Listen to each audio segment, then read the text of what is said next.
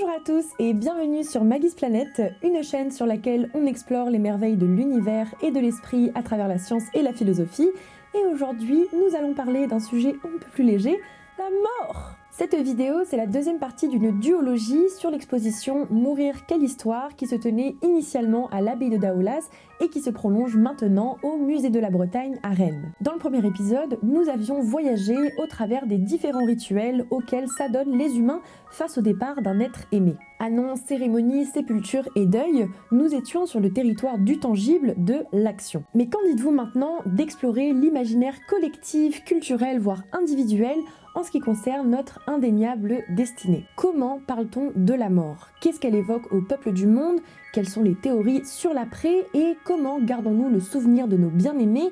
C'est ce que nous allons découvrir dans cette vidéo. Mais avant tout, qu'est-ce que vous inspire la mort en tant qu'individu, en tant qu'être conscient? Est-ce un sujet ineffable, sinistre, envoûtant? Il est évident que ce phénomène ne laisse pas de marbre, sans mauvais jeu de mots, et le fait de se confronter à sa propre finitude est loin d'être léger. Personnellement, j'aime voguer au gré de la myriade de pensées qu'elle m'évoque, tout en prenant garde à ne pas m'échouer sur l'île des crises existentielles. Un pari depuis longtemps perdu? Elle m'effraie tout comme elle m'émerveille et j'aime en discuter pour lever le voile sur le tabou qu'elle évoque. Alors, préparez vos petits cœurs et c'est parti!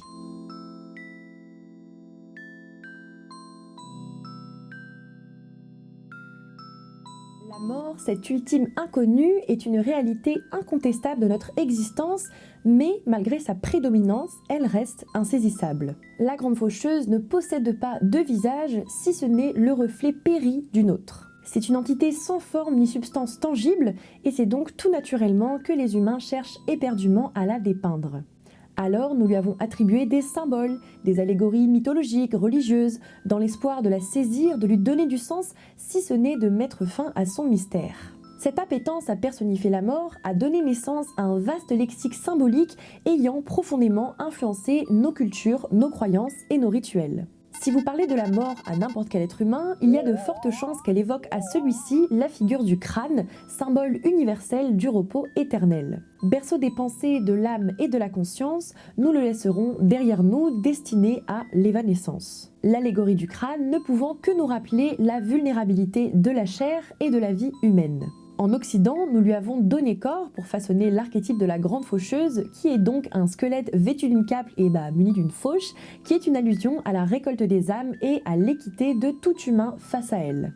L'ancien peuple d'Égypte, pour sa part, a offert à la mort 1000 visages, chacun représentant une étape de son voyage vers l'au-delà. Ici-bas, c'est Anubis, dieu des nécropoles, qui est à la charge de l'embaumement, de la momification et du chemin vers l'après-vie. Tandis qu'Osiris, dieu de la renaissance et du royaume des morts, est perçu comme le juge des âmes. Il en va de même pour la mythologie grecque, où de la mort découlent plusieurs entités divines.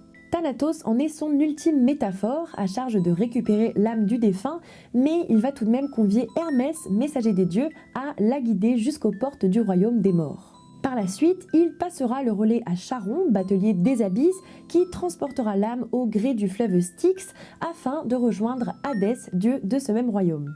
Poétiquement, il se trouve que Thanatos est le frère jumeau d'Hypnos, dieu du sommeil. On oppose ainsi la petite mort au repos éternel.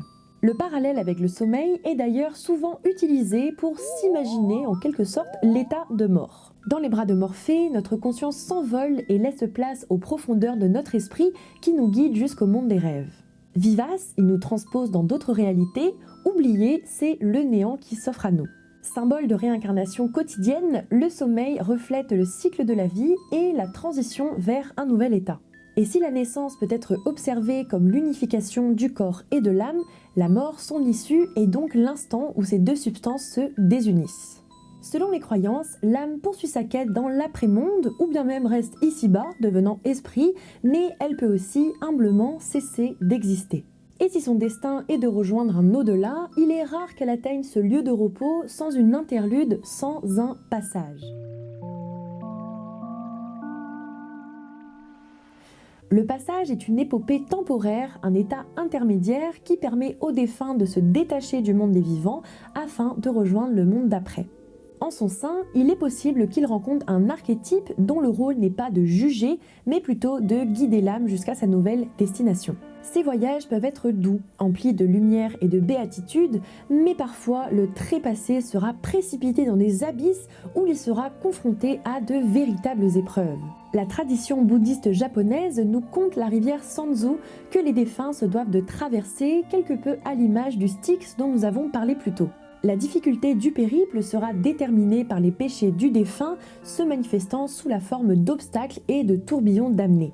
Dans certaines traditions amérindiennes, le passage se dévoile sous la forme d'un pont arc-en-ciel séparant le monde des vivants de celui des morts. Et une fois de plus, seuls les justes parviendront de l'autre côté. Nombreuses sont les spiritualités où le salut de l'âme se mérite. Et si le passage n'est pas l'épreuve en elle-même, il peut se conclure d'un jugement au cours duquel la piété de l'âme déterminera sa destinée. L'humain se doit d'avoir été bon et aimant ici-bas, car dans le cas contraire, il pourrait se retrouver à minima tourmenté, si ce n'est dépêché dans un lieu impitoyable. Au sein du christianisme, c'est au cours du jugement dernier que les fidèles verront leur âme évaluée par Dieu. Pieux, ce sont les portes du paradis qui s'ouvriront à eux, pécheurs, ils seront condamnés au supplice de l'enfer. Dans la mythologie égyptienne, comme nous l'avons dit, c'est Osiris qui jugera le défunt. Il prendra le temps de le peser son cœur Magi, son cœur. Face à la plume de Maat, déesse de la vérité, et c'est seulement si celui-ci s'avère plus léger qu'il pourra être récompensé.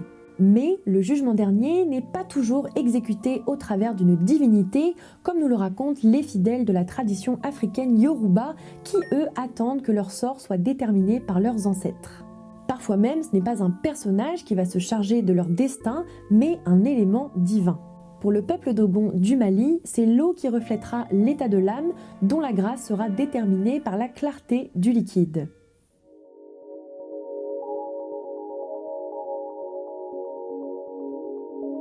Lorsqu'on évoque les au-delà, on pense d'ordinaire à une notion de dualité opposant un lieu de salvation à un lieu de damnation. Nous la retrouvons au sein de nombreuses croyances, notamment dans les 3 grandes religions monothéistes. On parle de paradis et d'enfer pour les chrétiens, de Jannah et de Jahannam pour les musulmans, et les juifs dissocient le Gan Eden du Gehinnom. Tous ne font pas coexister 2 réels aux mœurs opposées, et le défunt n'a pas toujours comme destin de rejoindre l'un d'entre eux. Au sein du bouddhisme et de l'hindouisme, l'âme est destinée à se réincarner dans un nouveau corps en fonction de son karma, soit de ses actions passées. Les fidèles embrassent un cycle continu de naissance et de mort jusqu'à ce que l'âme puisse être délivrée pour accéder à l'état du nirvana chez les bouddhistes et du moksha chez les hindouistes. Et il existe une myriade d'autres manières de considérer l'après-vie selon les croyances. Certaines traditions ésotériques enseignent l'état d'illumination se manifestant à travers l'union avec le divin, Dieu ou encore l'univers. Nombreux sont les termes pour désigner cette entité qui nous dépasserait. Selon les athéistes, la mort physique engendre conséquemment la mort de la conscience, aboutissant au néant. Enfin, pour les agnostiques, c'est une question en éternel suspens qui délivrera sa réponse lors du dernier souffle. La mort, les humains lui ont offert 1000 mondes, ne pouvant que projeter le fruit de leur croyance sur cette inéluctable inconnue. J'espère alors que la vôtre, quelle qu'elle soit, puisse apaiser votre cœur face à votre inévitable finitude.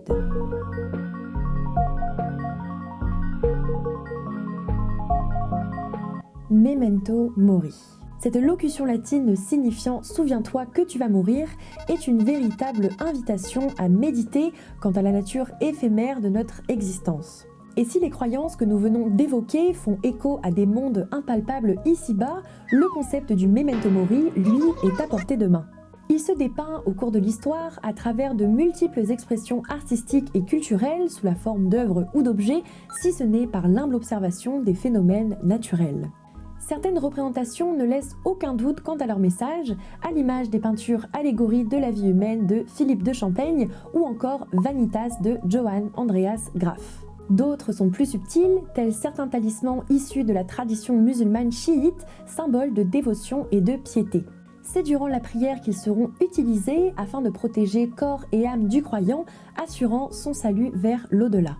Un memento mori n'est pas nécessairement matériel et peut se dévoiler au cours d'un pèlerinage, un voyage tout aussi extérieur que intérieur. Au cours de celui-ci, le fidèle pratique sa foi et médite sur ses différents états d'existence, de l'éveil à la cessation. Un memento mori n'est pas toujours issu de croyances et nous pouvons le retrouver dans des objets du quotidien tels les bougies ou les horloges, tous deux reflétant le passage du temps. La mort n'est pas une entité discrète. Elle se reflète parmi les feuilles au sol, parmi les cellules de notre corps et même dans l'inerte au sein des créations qui n'ont pas eu le privilège d'être animées par le souffle de la vie. Enfin, ça c'est pas ce que diront les animistes, offrant une âme à tout ce qui existe, mais ça, c'est une autre histoire.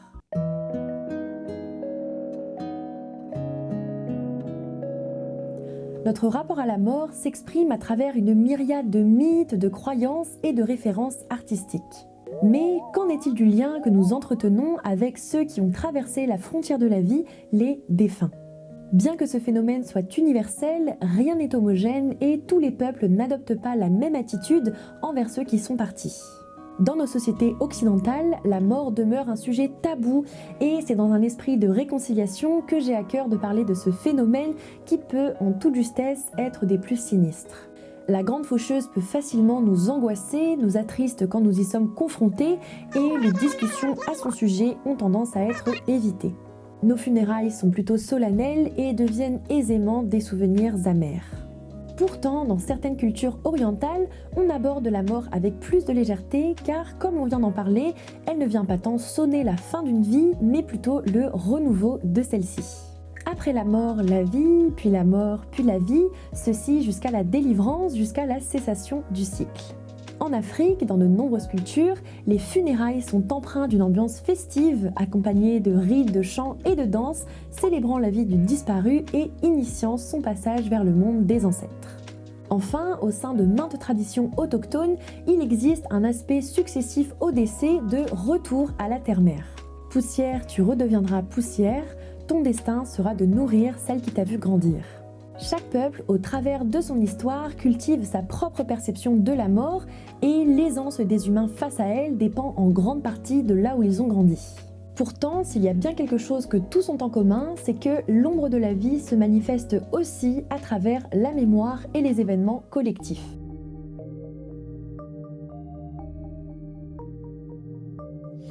En Occident, notre rendez-vous annuel avec la mort prend place le 31 octobre durant la fête d'Halloween, célébration d'origine irlandaise et vieille de plus de 2500 ans. Le lendemain, ce sont ces victimes que l'on honore à travers la Toussaint, célébration religieuse des martyrs. En termes de célébration mortuaire, la plus éclatante d'entre elles est sans aucun doute le Dia de los Muertos, tradition d'origine mexicaine se déroulant à la même période qu'Halloween. Cette cérémonie exalte la mort sous 1000 nuances, reflet des traditions mayas et aztèques dont elle provient. L'orange est associé à la vie, le violet au deuil et le rose témoigne de l'amour et du respect que l'on dévoue aux défunts. C'est ensemble que gaieté et couleurs s'allient pour revêtir la mort d'un manteau chatoyant, créant cette dissonance avec la peine qu'elle est à même de procurer. La légende dit d'ailleurs que durant ce jour sacré, les disparus reviennent passer du temps avec leurs proches, d'où l'intérêt de les accueillir chaleureusement. Parfois, ces célébrations sont plus solennelles, comme lorsque les nations s'adonnent à célébrer ceux qui se sont battus pour elles. En France, les soldats ayant péri au front sont honorés le 11 novembre et nombreuses sont les communes qui accueillent un monument commémoratif en leur hommage. Mais parfois, la frontière entre les deux mondes peut témoigner d'une plus ample porosité qui se manifeste d'une part par le désir qu'ont les humains de communiquer avec les défunts et d'une autre par la sensation de présence de ceux-ci ici-bas. Ce désir d'être en contact avec les morts est possiblement aussi vieux que les premiers élans spirituels de l'humanité. Cependant, dans l'histoire occidentale, c'est à la naissance du spiritisme, une philosophie spiritualiste portée entre autres par Allan Kardec au milieu du XIXe siècle, que cette envie initialement réprimée, notamment par l'Église, se démocratisa. Les médiums sortirent de l'ombre pour offrir leurs services à la population, présumant d'être un canal de communication entre les éveillés et les éternels endormis. C'est à travers différentes méthodes comme la clairvoyance, le channeling ou encore l'écriture automatique qu'ils viennent réconforter les endeuillés ou promettent à tout individu de recevoir des réponses de l'au-delà. En Amérique du Sud, nous retrouvons l'archétype du chaman dont l'un des rôles est de maintenir l'équilibre entre le monde des morts et celui des vivants.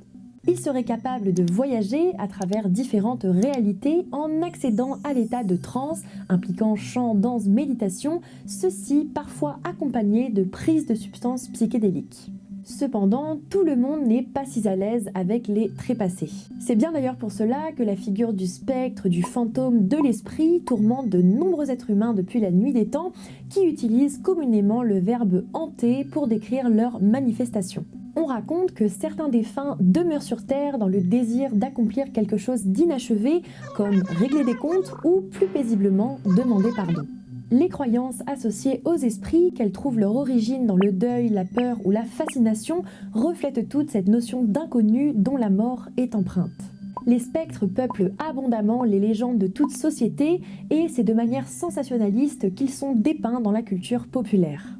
Figures maléfiques, vengeuses ou salvatrices, ils ne cesseront jamais de nous questionner.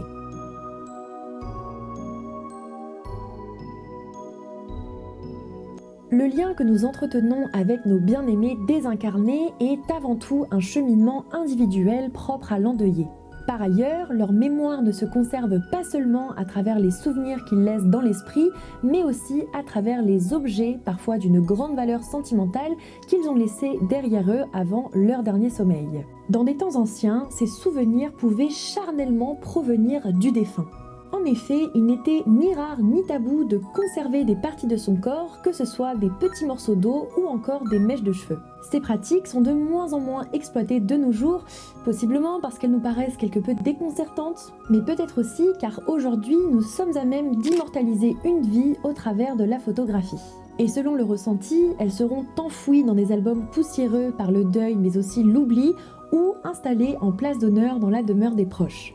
Il existe aussi un juste milieu entre tout ça, je vous l'admets. En notre ère, la technologie moderne nous permet de vivifier d'autant plus le souvenir grâce aux vidéos et aux enregistrements vocaux.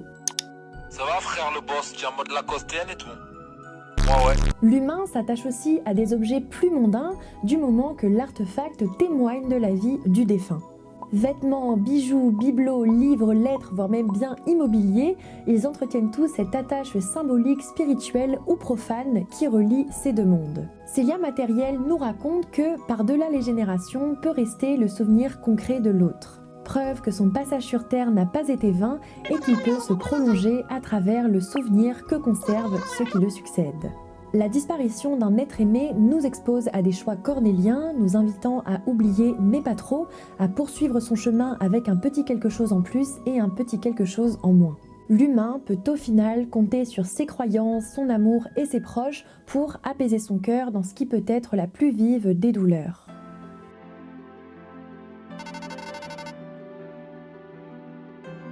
Qu'y a-t-il de plus limpide pour des êtres conscients de leur existence que de mener une éternelle quête de sens face à l'échéance de celle-ci? La mort, l'ultime conditionnement du vivant, restera à tout jamais une énigme dont seuls ses enfants en conçoivent la réalité. Pourtant, il ne suffit pas de devenir l'un d'entre eux pour en comprendre la clé, qui est humblement ce cheminement limité dont vous seul pouvez dessiner les contours. Alors pour le moment, contentons-nous de s'en émerveiller car elle est une toile sur laquelle se dessinent les innombrables récits de nos vies.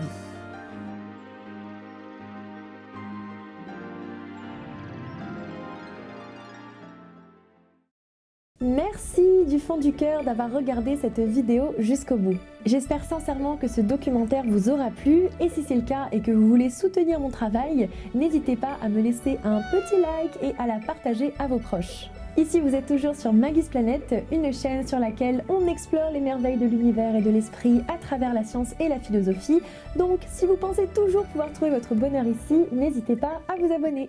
Enfin, si vous souhaitez venir me suivre sur mes réseaux sociaux pour avoir des formats courts ou encore l'actualité de la chaîne, n'hésitez pas, c'est @maggies.planet sur TikTok et Instagram. J'en avais déjà parlé dans la première partie, mais je vous avoue que ces deux vidéos m'ont été assez compliquées à réaliser, car du coup, si vous n'aviez pas suivi, j'ai perdu ma grand-mère vraiment au même moment que j'ai eu l'opportunité de couvrir l'exposition. Donc je suis quand même super fière de moi d'être allée jusqu'au bout, même si ça m'a pris des mois. Mais voilà, le rythme des vidéos va reprendre de manière beaucoup plus régulière sur la chaîne, donc j'espère que vous serez présents. Il y a beaucoup de nouveaux projets qui vont arriver cette année, vraiment ma liste d'idées est infinie. Merci à ceux qui sont fidèles à ma chaîne, malgré que je ne sois pas la youtubeuse la plus régulière de tous les temps. Voilà, merci beaucoup, ça me fait trop plaisir. Sur ce, keep an open mind et on se dit à très vite pour de nouveaux voyages.